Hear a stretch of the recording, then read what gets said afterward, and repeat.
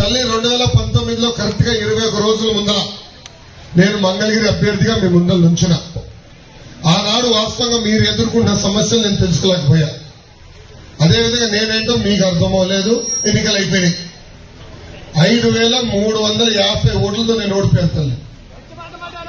ఓడిపోయిన దగ్గర నుంచి నేను వదిలిపెట్టలేదు తల్లి నియోజకవర్గాన్ని. గతంలో ఎవరిని ఓడిపోతే వెళ్ళిపోయేవారు, పనిచేసేవారు కాదు. అలాంటిది నేను ఓటమి చెందినా కూడా మంగళగిరిలోనే ఉన్నా. మంగళగిరి ప్రజలకి నేను సేవ్ చేసిన తల్లి.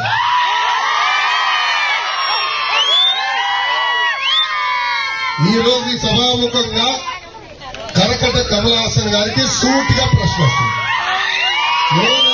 కరకట కమలాసన్ అరే మీకు తెలియలేదా? అక్కడ చెప్పండి. అరే నువ్వు ఆగబ్బా, పెద్దమ్మకి తెలియదంట చెప్పని. అమ్మా బాలబాబు గారు తెలుసు కదా, పవన్ అన్నా తెలుసు కదా. వాళ్ళిద్దరు కదా అద్భుతం నటుడు ఉన్నాడు. అతని పేరు కరకట్ట కమలాసన్. మన నియోజకవర్గం శాసనసభ్యుడు ఆల రామకృష్ణారెడ్డి గారు. ఆయన ఎంత అద్భుతంగా నటిస్తాడంటే 6 నెలల క్రితం నేను రాజీనామా చేస్తున్నా, ముఖ్యమంత్రి గారు అనేక హామీలు ఇచ్చాడు నియోజకవర్గానికి, ఏ ఒక్క హామీ నిలబెట్టుకోలేదని చెప్పినాడు. ఆనాడు ఆయనే చెప్పారు నన్ను మంత్రి చేస్తానని చేయలేదన్నాడు.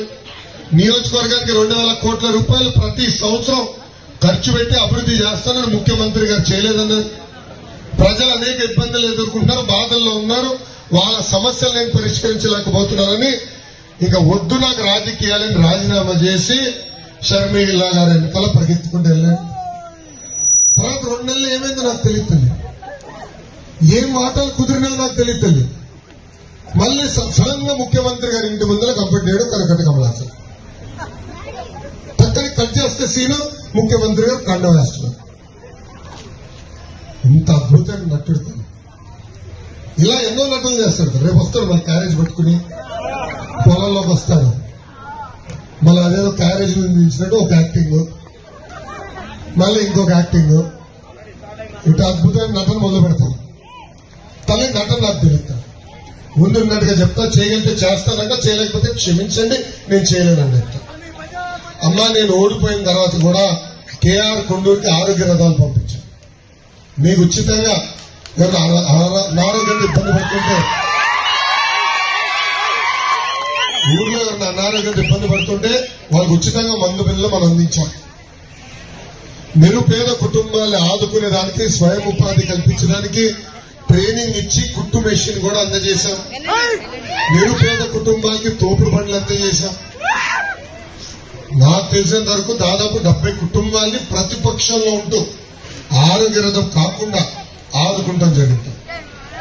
అదే గాని మీరు నన్ను ఆశీర్వదించి దీవించి భారీ మెజార్టీతో శాసనసభ పంపిస్తే నియోజకవర్గ రూపురేఖలు మార్చే బాధ్యత నేను తీసుకుంటాను.